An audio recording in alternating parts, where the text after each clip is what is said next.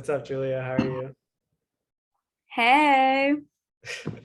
How have you been? It How's Australia? was super fun, super eye-opening. Okay, good. I'm glad you had a good time. So I prepared a couple questions, and I appreciate you coming on such short notice. And I want to start out by you just kind of explaining what your TikTok is about and like how you got started in it.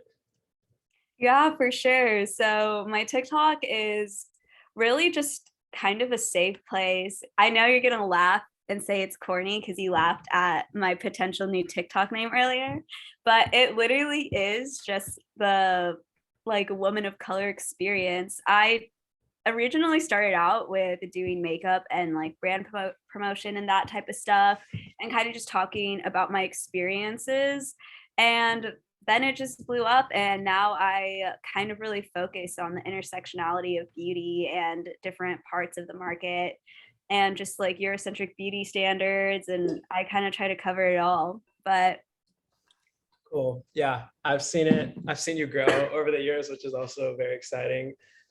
Just for the audience and also for you, I would just like to reiterate that I do not think it's corny because if I remember correctly, I think it was you and me who have had some really early on conversations in college about like colorism and stuff. So I don't personally yeah, find you were there it. for my Texas order piece. I Yeah, appreciate that. you're welcome. You're welcome. So I do not think it's corny at all. I actually have a lot of respect for people who put content out online, and that's why over like the last couple of months I've just been talking about like I don't know strategy I guess for how you could keep growing, and that's like where I want to go. So you like saw yourself blowing up. At what point were you like, oh, like I don't know, like maybe I could actually like start something with this or like actually like have a platform to spread like the word? Or was it just like, hey, I enjoy doing this. I'm just going to keep doing it. I don't care about like whatever, like growth and stuff like that. Well, for me, it was really interesting because I never thought that I could like make money off of just speaking. I've always had a platform to speak about things about like I do a lot of writing and just work in activism in general in Austin. And I never really thought of the internet kind of being a place that I would like resonate with the most. It was really honestly like eye opening to see how many people thought the same way I did. I think when I first saw that, oh, this is going to be a really big thing, was when I made a post about colorism, and it just blew up. Like, literally thousands and thousands of views and comments talking about other girls and their personal experiences being South Asian or through colorism and stuff. And when I truly blew up on my TikTok and when I was like, oh, like I could actually make something out of this, was my like I feel like my first birth what viral video was promoting Clinique's Black Honey and kind of talking about how it's super hard to find different makeup for different skin tones, especially if you are a brown skinned woman or a darker skinned woman, and how this makeup product would look good on any skin tone. And that one blowing up, and Clinique actually paying me for that TikTok blowing up and having a partnership with Clinique. So I think Is that's Clinique like a brand or a person? Clinique is like a really big makeup brand. Okay, sorry. I wasn't No, it's all aware. good. Okay, I no, should that's preface really that. exciting. I guess before we get into that, we probably should, or I would like to kind of actually talk about those views that you have, like just regardless of all like the business side. Like, is it like one thing you kind of have like a take on, and then you kind of apply it to different things, or are you like talking about all different types of like intersectionalities? Like, I don't know how to phrase it. Like, is it? Yeah, no, I definitely know what you're trying to say. So yeah, a huge thing I do focus on is intersectionality. So that's kind of looking at like issues in society and stuff. For example, there not being enough shade range Mhm. in makeup products for Yeah, darker skin. yeah. And we look at like the different structures that affect that. A lot of it is post-colonial beauty standards. There's a Uh-huh. lot of inherent colorism tied within capitalism, tied within what we promote in media in the beauty industries, Mhm. the beauty industry in general. And as you see in media that we consume in general, kind of relies on the fact that they think people only want to see Eurocentric faces or Eurocentric features. we kind of have Eurocentric beauty standards. So the Yeah. standard is to be like hot blonde and Uh-huh. white with blue eyes and long legs and stuff. So Yeah. kind of striving for that. But obviously, that's not an attainable beauty standard for most people and stuff. So kind of teaching people Okay. how to navigate. That's like kind of intersectionality is just like think about everything wrong with society and analyzing it all in like one. But I mainly focus on like the South Asian experience with it all Hmm. and mainly racial activism amongst like for women of color Yeah. and how Yeah. that seeps into our beauty industry and a lot of stuff that affects us every day.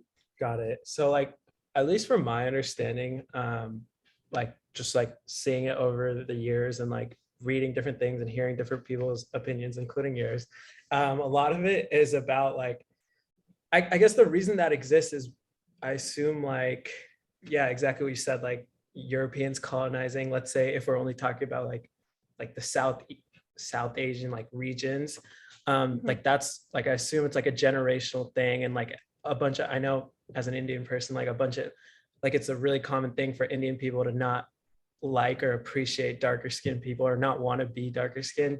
And I assume that's Yeah. because of like European influence. Like, how do you think anyone or society as a whole could even go about like changing something like that that's so ingrained in, like as you said, like capitalism, like society, etc.?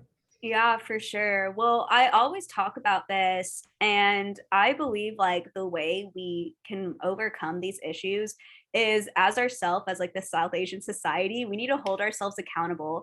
I've never seen a white person like really critique someone for having too dark of skin. It's always in our own community, in the own South Asian community, where we're upholding these like colonialistic ideals, Eurocentric beauty standard ideals, and even classist ideals because what like light skin and desirability for light skin is also held very much within views of that, oh, if you don't go outside, if you have enough money to Yeah. stay inside all Yeah. day, you're lighter. Mhm. So I think it's holding our own community accountable. And a way I do that is by talking about it so much Yeah. and kind of starting the conversation in the first place. A lot of women of color and like South Asian women think they're the only ones that go through it, that a lot of people won't listen, or it's just so ingrained in Mhm. their everyday, like what they hear every day from their moms and stuff, like, oh, don't go outside in the sun, that they think it's normalized. And talking about it and me kind of like going on my platform, I'm like, no, this shouldn't be normal. And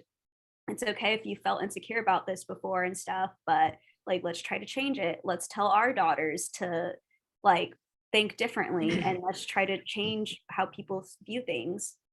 Yeah, no, I agree with a lot of what you said, especially about like our own communities, like making that a very prevalent thing of like dark skin being bad. Because like, I'll tell you this, like the type of Indian I am, most people like the Mhm. region where I'm from are super light skinned and I'm not. And so like I feel it even more. It's like magnified even more anytime I'm Yeah. like at a function with like a bunch of different families and stuff. I can just like feel like a stare or something. It's like kind of weird. But I agree with you. I also agree that it's probably generational. Like I think there's no shot I can change like all these parent adults' minds like at this point in their life. And that's Yeah. why I think it's like a great thing that you're doing from TikTok, because I know so many people, especially like, for example, those people's kids are probably on it.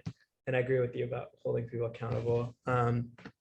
So that's very exciting. And I'm very happy that you do that on TikTok. Like I'm like a secret ghost supporter. Like I support your channel. Like I feel like I've just Yay. texted you. I feel like I've texted you a couple of times, been like, yeah, this is a good take or something like that. Or maybe I thought, Yeah, and I appreciate that. I think I sometimes like forget that I actually do have like quite a large male audience, and I kind of do found you? that. I don't. Do you really? Like, Or like yeah, like oh wow, I I didn't think know like that. yeah, especially for like a beauty channel and stuff, because I do talk about things like that. And when I really noticed I had a lot of males watching me was when I made that one take where it's like, oh, the stereotype of the thirsty South Asian in media and stuff. What's the stereotype?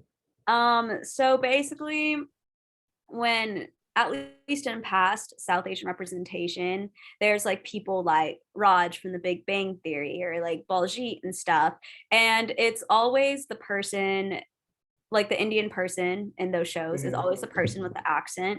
Oh And it's always the yeah, person we've like talked about really, this before. yeah, really chasing romantic love And I would even say like Davy and Bella from like the Sex Life of College Girls, they're always the ones chasing romantic interest and never having that love reciprocated back. So it kind of like paints South Asians as really undesirable and really chasing, I don't know, like kind of white validation most of the time too. And kind of talking about how that really affects South Asian males. Like they're the least swiped on dating apps. It's super normal to make really? jokes about. Yeah. Oh, I wouldn't. I wouldn't know. Yeah. I'm just kidding. I'm just kidding. Okay. Yeah. Anyways, that's I'm interesting. trying And to think. yeah, I didn't even know that was a thing, and I like didn't know there was statistics behind that. But honestly, like I could see that being true. And like for example, like my apartment, that like the people I lived with this past year, we've like had a lot of those discussions, and I've like even from like non-Indian people, I've like seen that there is like a lot of like colorism, or like they see colorism too in like different ways. But I agree, the most blatant one is from like our own people, which is kind of disappointing, but I think that'll change over Yeah. time. It's really interesting to see how like colorism is within basically every single like ethnic group. Even like white people kind of have a form of colorism where being more tan is a sign of a sort of being a more elite social class where you can vacation, or more elite like financial class where you can pay to vacation or pay to tan or pay to get a spray tan. So it's kind of interesting to see Oh, how no matter what. I don't even follow that. Wait, if you're tan, it's like a better thing? Yeah, so in one of my classes at UT, we talked about like how being darker and the exotification of darker skin is different for white people, and how it correlates to like I got it. classism. Yeah. So people who are tan, it's a really good thing if you're white and tan, because it shows off a signal of having disposable income to either vacation, pay for tans, um, pay to be outside more. So they kind of have a different connection to the outdoors than That a makes lot of sense. ethnic people do. So we talk Yeah. about it a lot in geography and sustainability studies, which is really interesting. That is interesting. Like I feel like these are Yeah. things I don't normally just like directly think about, but I think have a lot of merit. But yeah, I have like like, so I'm someone who like has always tried to be creative like in my own way, and I guess even this podcast is like one way I'm trying to be creative. What would you tell like anyone, like it could be like your listener, it could be like whoever, like some random person on the street, like to get started, like what did you do? Like was there anything specific, or was it just you like pumping out content? Like Yeah, for sure. Once I saw what like went viral or what there was a need for in the market, like after the Clinique video, I saw that there was a huge need in the market. And even myself consuming media, I've never seen someone with my skin tone or really like South Asian oriented makeup brands or makeup for South Asians or just South Asian issues being really talked about openly. So kind of finding that gap in a market or gap in an audience and really honing in on making that your niche. It's also something I obviously enjoy to do, but I just really realized that there's no one really making content for that group of people. So therefore, I feel like it makes my page really unique and more people like yeah, flock to it. I agree. I haven't seen that many like South Asian people with like a platform where they actually speak. I've seen like a lot of accounts, but they're not necessarily talking about much. But okay, no, that's interesting. And I actually did earlier want to go deeper into like, I guess this for like Clinique a little more. I just wanted to talk about what you actually do first.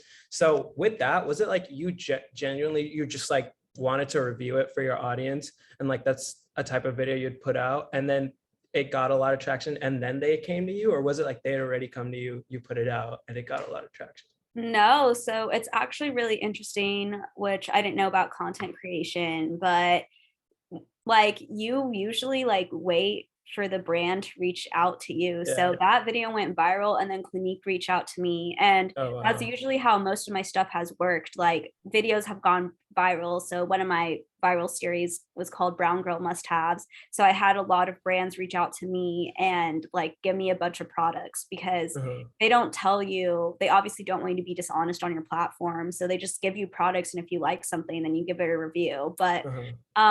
I will say I have like struggled with that a lot, where I don't usually get like paid in cash. Usually Clinique paid me in cash and in product, but most Mhm. people just pay you in product. So they give you like Okay, $200 worth of makeup products or $100 worth of makeup products. got it. And Um, then they just want you to like review it and hope like it gets you them marketing or something like that. yeah, you don't even have to review it. They just give it to you. What's the point of them just giving it to you? Hopefully maybe you review Oh, it and okay, people buy okay, I it. got it. All right. But yeah, it's like unless you like go out, I've negotiated with a few brands that have like reached out to me and been like, Mhm. oh, like can you like please like review us and like all of this stuff. And I'm like, okay, like if I sponsor you or like put you in a video, I would really like payment for that because Yeah, no, that um I would do that yeah. too. Yeah. And then Yeah. like, is it usually like they do like how does that work? Like they'll Yeah. just be like, okay, yeah, we'll pay you.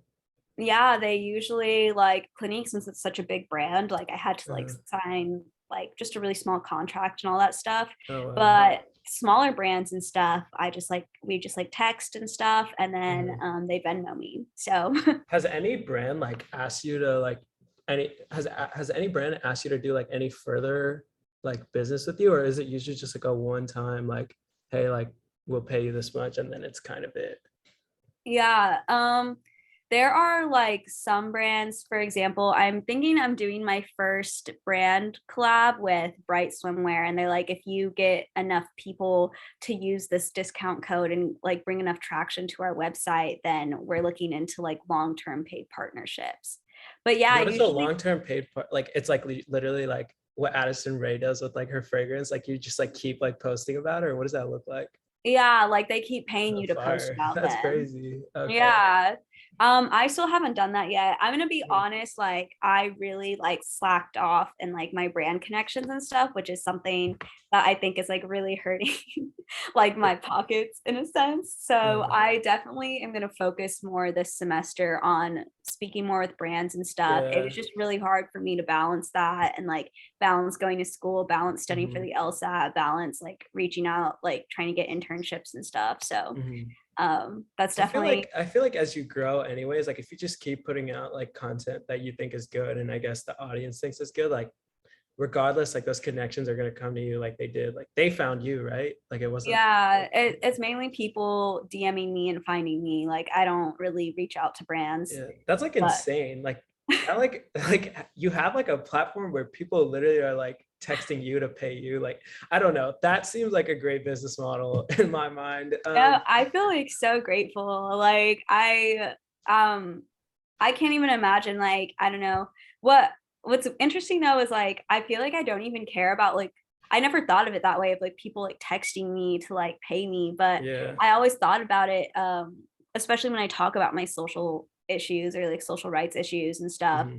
I'm like, wow, there's like close to 60,000 people, like almost 60,000 people just listening to what I'm saying, Yeah. like Yeah. interested in what I'm saying, which Mhm. I thought that was like insane. No, Like, that is I insane. feel like so grateful for that. I think you, yeah, no, I also like, I was thinking about it like what, like during this like call, like I think it's really cool that some random girl or guy or whatever is like probably listened to you or seen a couple of your videos or like subscribed to you and you actually like made them feel like so much less insecure about like things that are difficult to Oh, say. Like, I don't know, like I feel like if this was me when I was like insecure about my like darker skin complexion, like seeing that would have made me feel like a lot better. And I think that's like a really great thing. And then you're also getting that's paid for it, which is awesome. insane. Yeah. But I mean, um, I when I make my platform or whatever, I always try to like put out content and I'm like, what did I need to see when I was like a younger girl? So yeah, I don't know. yeah. I think like going in with that mindset whenever I make content has like really like Mhm. helped. I don't know, has always kept my intentions really good Yeah. whenever Um, doing stuff. and that's actually like something we talked about like previously. I remember we texted about it, like just like you had mentioned something about like keeping your content like genuine, and how sometimes like business relationships could tamper with that. And I was wondering Mhm. like if you've dealt with that before, like how you would deal with that, or like just your take on like continuing to make content that you're genuine about, whether that's about like a makeup brand or something else, while like maintaining business connections as you talked about.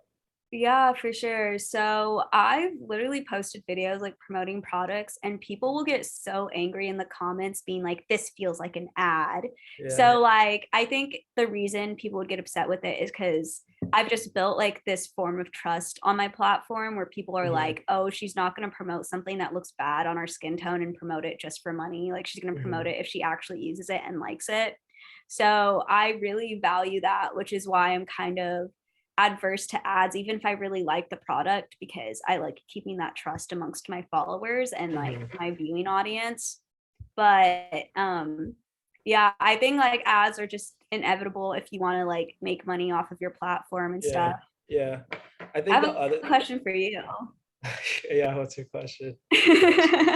How do you think, what steps do you think I should do to create more money off my platform and to get like a better stream of revenue where I can stay authentic? Um, well, I'm not a financial advisor, so, but I can try answering. Just take everything I say with a grain of salt. I think a lot of things.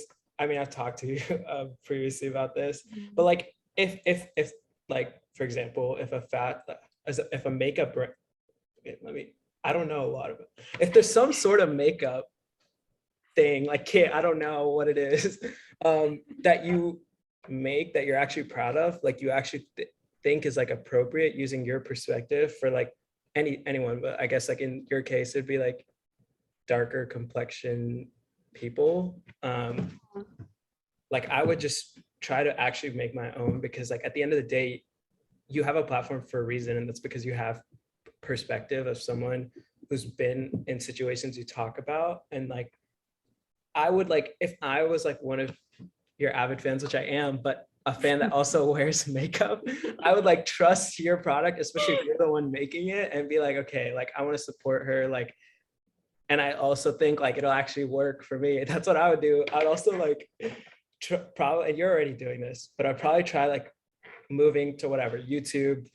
If you want to do a podcast, I don't know, Instagram, I don't know. But like I would just try to like, I think you have a really good brand, and I think it's very valuable to society also. And if you just keep growing it, I mean, at the end of the day, it's just consistency. But we don't have to talk about what I think, because we're here to talk about what you think. And that's something else I wanted to inquire about, which was what I just said about like what you're like focusing on for growth. Because I mean, you said like last year was really difficult with all the things you had going on, but like, do you have any plans to like expand beyond TikTok or whatever? Yeah, for sure. So, I'm actually planning to expand to like YouTubes and podcasts mainly because I've like seen like want from followers for that, Mhm. especially when I talk about like cultural commentary stuff. It's only so much you can fit in a minute or like a 3 minute video. Yeah. And so I really want to do that just so I can like talk more about things. And also, I've learned so much from like different life mentors and stuff. So I definitely want to bring those people on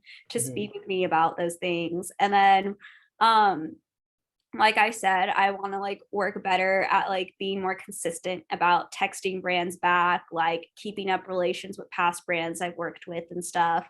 I Yeah. usually like I am so bad at keeping up relations in that way. So I Mhm. really want to do that. Even you know that too. Like I'm just like such a bad person at like responding to texts and stuff. Yeah, I So do know that. yeah, that's definitely a New Year's resolution for me. Like, Yeah, wait like till being more January. consistent Start in my doing it. communication in general. And as you've seen, like, I've started like posting twice a day or at least once a day, when in the past I would post like maybe like once a month or once every 2 weeks, which is just Mhm. not like good for growth and Yeah, stuff, and no, not good for my like followers too. Like I want to keep giving them content. But I yeah, agree. I agree with the consistency thing. I actually haven't been seeing your TikToks because I deleted TikTok, but I could imagine that posting a couple times a week or a couple times a day is probably really good. And I know like I've heard a lot of people talk about like on the marketing side of like that is how you grow it at the end of the day, and just being consistent. Um, I was wondering, so I saw like, I do this thing where I always like delete TikTok after like a 1 week period or like Mhm. less. And so I just get on like maybe like intervally, like I'm not constantly on it like over like a 6 month period. So I remember like every time I would get on, like I saw you have more and more followers and stuff like that, more and more views. Like, and I was like, dang, like she's growing a lot. But like I was wondering like what was like the most exciting like stage of like from point zero to where you are right now? Oh, I think it was when the Daily Texan interviewed me about my TikTok piece because like the journalist was like, yeah, like literally so many people talk about your TikTok that I Really? was like, holy crap. I was like, I have word of mouth marketing Mhm. without, and No, I they just do, yeah. thought, yeah, it just really healed my inner child too, that I was like, wow, I'm like actually like making a difference and like saying things of value, like saying opinions that I always wanted, especially as a South Asian woman. I feel like we're not really allowed to talk about our opinions a lot. Like, Mhm. in general, like this is stuff that I'd be really afraid to talk to other Yeah. people and thought I'd be like really like essentially shit on for. But Mhm. instead I'm actually being really celebrated for in like my community and offering a really safe space for South Asian women. So I don't know, that was my really like wow moment and my very Yeah. much like I'm just like so grateful for like the Mhm. universe and like this platform and anyone that listens to me. That was just I felt the real impacts of it then. Yeah. No, that sounds pretty cool. That sounds very exciting too. Um, the other thing I was gonna ask is like with when sorry, like when Clinique like reached out, was did they just give you a number or was there like a negotiation period or what like were they just like, okay, we'll pay you this much? Like, Yeah, like I didn't even know you couldn't negotiate until later on. But uh, like since Clinique was my first one, they literally just reached out to me and they're like, yeah, we saw your thing went viral. We're just gonna pay you for it. how much did Like yeah, they don't even have to do that. They just wanted to do that, which how is much why did I they pay really you? $500. Oh, wow, that's pretty good for one video. That's like really good. Yeah, That would have been my most exciting moment. for like a 1 minute video. No, that's crazy. That's amazing. I know. And Wow, then they also gave me like around like $200 worth of product really, along with that's that. crazy. Yeah. So That's insane. it's Um, yeah, it's really crazy to me to think about. I don't know, especially when you're a little girl and stuff, and especially a mhm, girly girl like me. Like I look at stuff like in Sephora or like the makeup store, and I'm like, oh, yeah, like I really want to splurge, but that's so expensive. I can't have it. mhm, And now I have like those products like laying that's around my crazy. house. And Yeah, I was like, oh my God. I was uh, like, I don't know. I just feel like yeah. No, I that's can't. very It's exciting. just I'm so excited about that, or like so grateful for that. Like Have it's you weird like that it's my through reality. growing your TikTok channel, like have you like been in contact or has any other creators that you think are like big? I don't know if it's in the space or just creators in general. Like, have you ever gotten the opportunity to like interact with them or collaborate with them, or are you still like trying to do that and like I don't know? Yeah, so that's something else I want to work with. Like, I actually have like really big like South Asian creators or whatever, like that have followed me and stuff, mainly on TikTok. And I'm working right now on like trying to get schedules to like do TikTok lives together and stuff and Yeah. like talk about a lot of the content. Most of them are like beauty creators and stuff or people that don't really like talk about the issues or whatever. So I would love to like talk to them and like have their voice on those issues that they usually don't share on their platform. Mhm. So That I'm sounds like working a on pretty that. cool. Yeah, I feel like if you keep actually honestly, I feel like that's a huge opportunity. Like I feel like you could work your way up pretty quickly, especially because I feel like everyone wants to support each other, I hope, in that space. Yeah. Um, South Asian brands are the ones that have like new South Asian brands coming out and stuff are the ones that have like supported me the most, like given me yeah, products the most, like worked yeah. with me the most, talked like negotiated like pricing if I like post their Mhm. products the most. So I think that's like super awesome that I see also like the South Asian community is not just like amongst like me and my Yeah, friends, it's just like yeah. everywhere, like we can like support each other in like so many Mhm, different ways just because we know there's such a gap in media like not mhm. representing us and not enough products for us, let alone even like research on our skin and stuff out there. No, and like what you just said like a minute ago about like taking like big South Asian people who whatever space they're in, like whether that's like, I don't know, the CEO of some tech company or they're an actor, actress, or whatever, and then giving them the chance to talk about this stuff could be really cool. It might be a PR nightmare, but hopefully PR wouldn't be the reason someone would be scared to talk No. about colorism.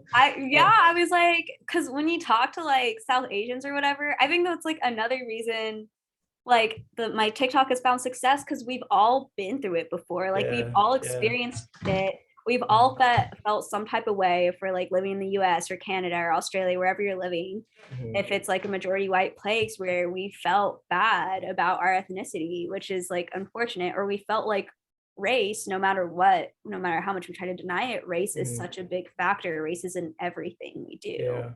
Yeah, yeah.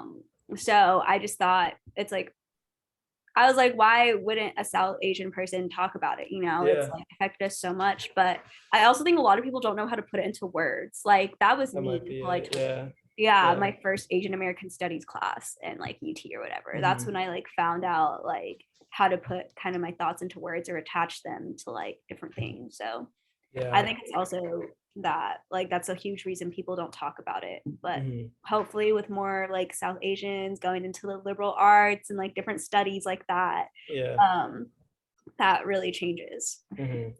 No, that sounds like a really cool thing to explore, and I I certainly would be someone who would listen to that.